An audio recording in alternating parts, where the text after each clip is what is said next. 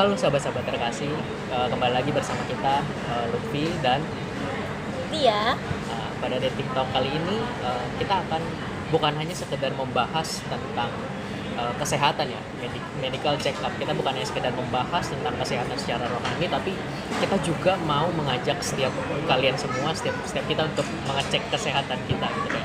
Sehat nggak sih hidup kita? Kayaknya seru banget nih. Dan kita akan semakin belajar tentang indikator-indikator kesehatan yang mesti kita perhatikan. So, kalau kamu penasaran, tetap terus stay tune. Hati, sesuatu yang sangat berharga yang kita miliki. Hati kita juga memegang peranan yang penting dalam kehidupan kita sendiri. Tahukah kamu, jika hati kita sendiri tidak kita jaga, maka hati bisa menjadi sumber dari penyakit yang kita alami? Sudahkah kita mengecek kesehatan hati kita? Mungkin kamu pernah dengar tentang jagalah hatimu dengan segala kewaspadaan, karena dari situ tuh terpancar kehidupan. Nah, menurut kamu nih, kenapa sih hati itu mesti dijaga dan seberapa pentingnya? Karena hati itu dimana punya perasaan, terus ada juga mood. Jadi kalau kita nggak jaga hati, itu juga akan mempengaruhi mood kita dan perasaan kita. Jadi kadang kehidupan kita tuh juga sering banget ya diwarnai dengan mood dan perasaan. Jadi penting banget buat kita tuh jaga hati. Karena kalau mood kita berantakan dan perasaan kita nggak karuan, itu juga akan mempengaruhi semua aspek kehidupan kita. Nah, kalau banyak banget kita sering banget denger kayak jagalah penglihatan kita, jagalah pikiran kita, jagalah pendengaran kita. Tapi yang spesial banget tuh jagalah hati. Bahkan dikatakan karena dari situ terpancar kehidupan. Itu berarti kalau kita nggak jaga hati kita, berarti hati kita sedang sakit, hati kita sedang tidak sehat. Karena pada dasarnya hati kita tuh menentukan sehat atau tidaknya kita. Ada berbagai macam penyakit yang timbul dari hati yang perlu kita semua tahu. Nah, yang pertama itu adalah sakit hati. Mungkin beberapa dari kita mungkin pernah mengalami sakit hati. Nah, kamu tahu nggak sih kenapa seseorang bisa dikatakan sakit hati? Karena sesuatu yang diharapkan itu nggak terjadi. Jadi orang itu tuh nggak sesuai dengan harapan dia gitu. Dan orang itu mungkin nggak tahu nih apa aja area-area sensitifnya gitu. Jadi ketika ada seseorang yang menyinggung area sensitifnya atau mungkin sebuah luka, itu akan bikin dia sakit hati. Nah, banyak banget ya faktor-faktor yang menyebabkan seseorang tuh bisa sakit hati. Bisa karena orang tersebut mempunyai ekspektasi yang tinggi banget sama orang lain sehingga dia waktu dikecewakan dia benar-benar sakit hati. Atau bisa juga dari orang lain, pengaruh lingkungan. Bisa karena itu kayak mungkin perkataan yang menyakitkan gitu. Sekalipun orang yang mengatakan hal itu tuh nggak sadar gitu, tapi mungkin kayak pribadinya tuh kayak sensitif banget, kayak ngerasa tersakiti. Dampak dari sakit hati ini tuh bahaya banget teman-teman. Dampak dari sakit hati itu bisa jadi kepahitan, akar pahit. Nah, kita perlu mengenali gejala-gejalanya. Apa aja sih gejala kalau kita nih sakit hati, kita mesti sadar kalau kita tuh sakit hati. Gejalanya apa aja? Nah, gejala-gejalanya kamu tahu nggak? Kalau menurut aku tuh gejala orang-orang yang sakit hati tuh pertama dia bakalan kehilangan respect. Kedua, dia bakalan gak peduli. Dan yang ketiga, dia bakalan kayak ya udahlah gitu. Kehilangan respect, bahkan kayak udahlah gue nggak mau ketemu dia lagi gitu ya, benar-benar menjauh gitu tuh, Menutup dirinya. benar. Lalu orang-orang yang seperti itu tuh kalau misalnya kita mengalami di posisi tersebut, apa yang harus kita lakukan?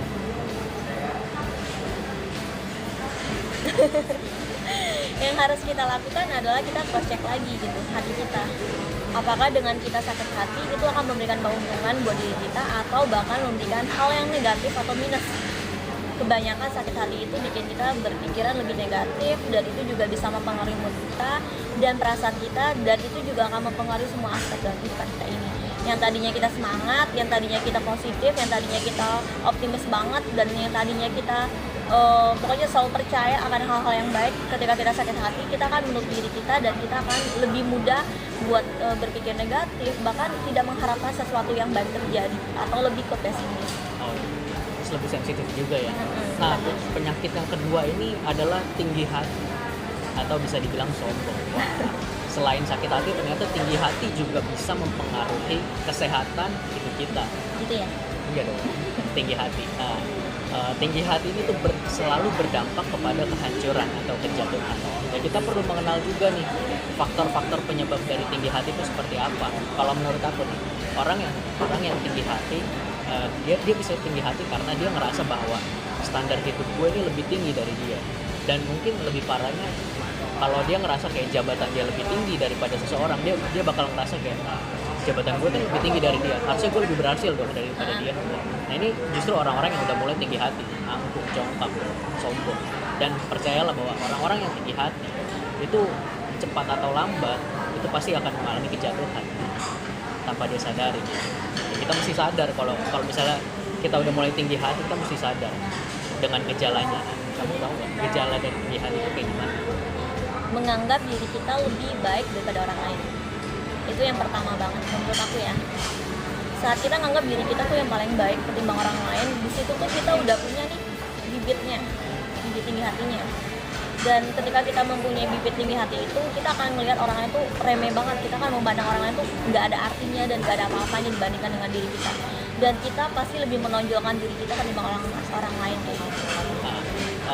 Aku punya cara supaya kita nih ketika kita sadar dengan keadaan kita, kita nih sedang tinggi hati. Aku punya cara supaya kita tuh nggak terus-terusan tinggi hati. Nah, kita harusnya bisa menilai seseorang, melihat sisi orang lain itu dengan belas kasihan.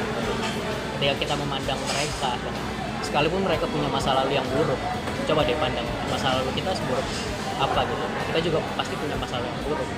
Dan itu bukan berarti kayak gue punya masa lalu yang lebih baik daripada dia. Itu nggak bisa jadi bahan pertimbangan atau bahan perbandingan, karena semua orang tuh sama, setiap orang tuh memiliki kesempatan yang sama. Dan menurut aku ketika kita tinggi hati itu, kita cenderung buat menjatuhkan orang lain untuk meninggikan dan untuk memperlihatkan atau menonjolkan diri kita kepada orang-orang sekitar kita.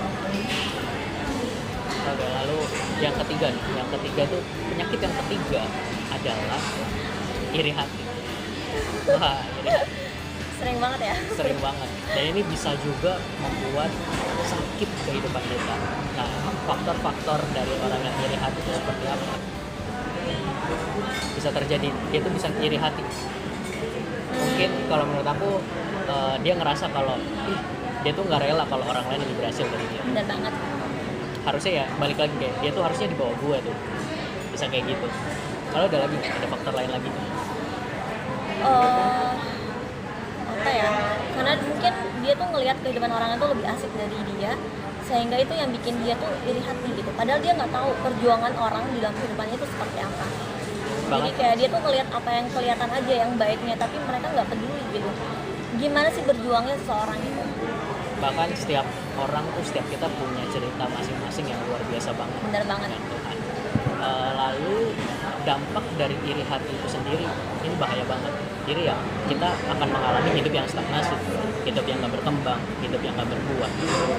Ya udah segitu-segitu aja. Kayak kamu tahu kan pohon ara yang nggak pernah berbuah. Seperti itu, bahkan dikutuk sampai dia kering, sampai nggak berbuah sama sekali. Nah, itu serem ya? Ya serem. Ya, itu orang yang iri hati. Seperti itu. Lalu kita perlu mengenal gejala-gejala dari iri hati. Kamu sendiri tahu nggak gejalanya? Kita terlalu fokus buat membandingin diri kita dengan orang lain. Kita ngelihat diri kita yang kurang, sedangkan orang lain itu lebih banget, sehingga itu bikin kita tuh iri dengan mereka. Dan itu akibatnya nanti kita nggak menghargai apa yang udah kita punya.